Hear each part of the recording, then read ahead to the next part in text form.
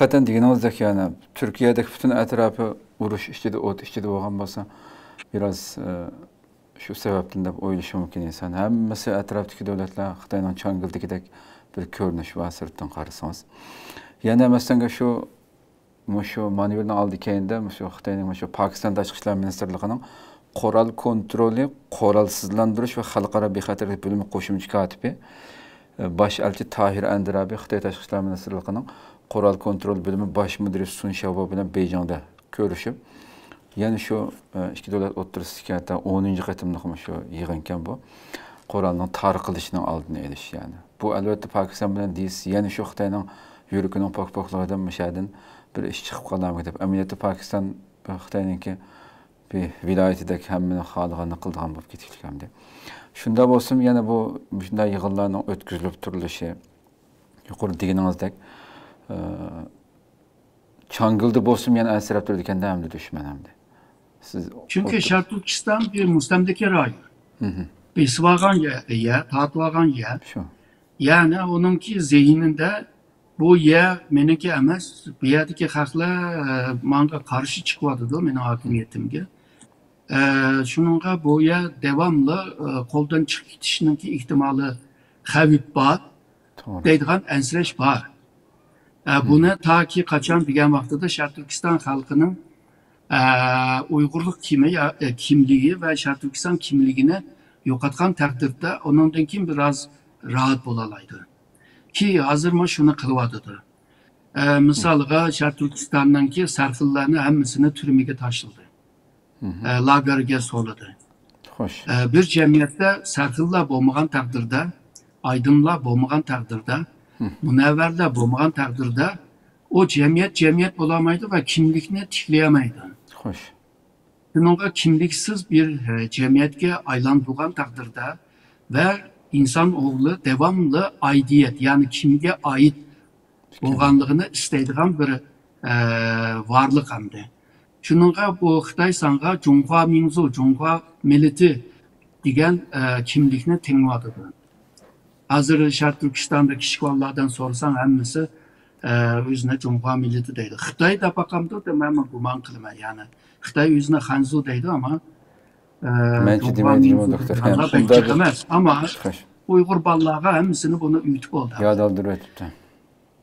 Şununla bu Şark Türkistan'da bu kimliklerini yoktu etken vaxtıda kimliksiz bir cemiyet devlet kuramaydı. Çünkü hazırki devletlerimiz kimlikle kuruldu. Şununla bu Xitayning ensireşleri karta bu Şark Türkistan'da ilip bağlan bu zulüm aşına nişan kılvadıdır. Maksat kılvadıdır. Yani kimliğini yokutmak. Bu tepsili neslerine demeyli. Bunun için çeteldime şu bolsa çeteldeki teşkilatlarını acizlaştırır. İşçideki fitnelerini köpeytiş. Onun için neye bardı degende işçideki Şark Türkistanlıklar, taladaki Şark Türkistanlıklarını tıllaydıgan, gajlaydıgan bir halga ekiliş. Yani sen haklar sırtta mışna kalemkançılık kılıp biz gibi mışında ziyan bir vatsa depço. Aşağı halga ekiliş. Ahırda şununla Şark Türkistanlıklar kimliğine tatkız koygandan keyin fizyologiya jihatdan beden var ama kimlik yok. Yani meyli milli kimlik, meyli dini kimlik. Bu narsa yo'qolgan vaqtida onundaki hatırcam bo'lamiki deyman. Çünkü bundan 100 ve 150 yıl evvel Xitoyning janub tarafdagi Yunnan, janub tarafdagi şu Guizhou deymiz, Guiyang merkezi Guizhou deymiz. Ondan keyin bir kısım bozma Anhui deymiz. Bular Xitoyning yeri emas deyil. Yani Xitoylashmagan bir yerdi. Hatta Gansu, Qinghaymi shundaqdi. Ama 100-150 yıl ötdi, u yerni hech kim Xitoyning yeri emas demaydi hozir. Yani bu degan rayonlar Xitoyningki mangu ayrılmaz bir zemini degan gapni tapaqqan adam ko'rmadim yani. Deyishni hojat qolmadi. Çünkü ularni assimilya qilib etdi. Yet bayramda ular Müslüman emas-ku. Ularning bayramida o'zininki bir kiyimini kiygizib xitoycha so'z yigizib xitoy tefekkür bilan ifade qilib qilg'izib boqadi. Ama Türkistan'da mı bu halığı erkegen çağda kanandaki biraz hatırcam buluş mümkün.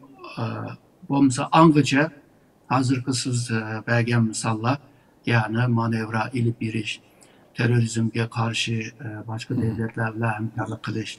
Hatta bu da şu Şanghay Hemkarlık Teşkilatı'nın ki Tianjin bu beyannamada 20 betten yani A4 kağızının 20 betten kök muşu terörizmge karşı hep yazılgan.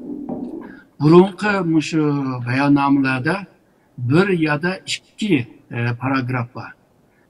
Jığsan mı bir 100 xatlik bir nesemdi. Bu da önce bu Tianjin'ninki bu nimisinde muşu beyannamada 540 xatlik nime var. Terörge karşı kandak hareket kılış diye. Demek ki bu ensreş mağdumki Tianjin'ninki bu beyannamı yani Şanghay Hemkarlık Teşkilatı Tianjin beyannamısında mı ayan bolğan değil mi? Demek ki Xitay terakki qilgan siri Amerika G'arb bilan ishgan siri Xitayninki bu yakın devletleri Xitayga gumanlıqlar o'sgan siri xalqaroniki tuzumi sistemi tertibi bozulgan siri Xitayninki Sharq Turkiston ustidagi ansirash nima ko'payyotidi deb o'ylayapman. Buni shu 10 ayga yaqin Sharq Turkistonda shu avtonomiya qurilishininki yılını qutlash uchun bence nihoyatda qattiq va kam ko'lamda bir faaliyetlerini ilip berishi mümkün deb o'ylayman. Yani Sharq Turkiston Xitoyning zaminidir. Sharq Turkistonliklar Xitoyni so'yadir.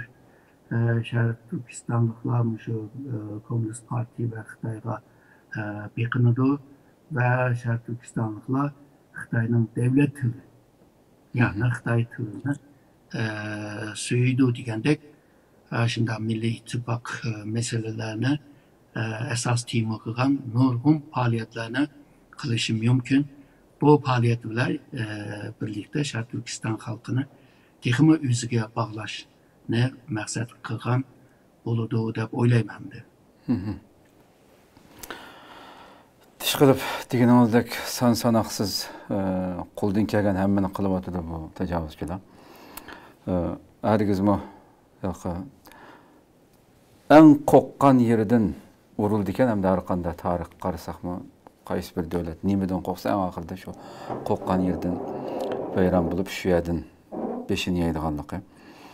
Inshaalloh bu tajovuzchilikmi oxirlasha.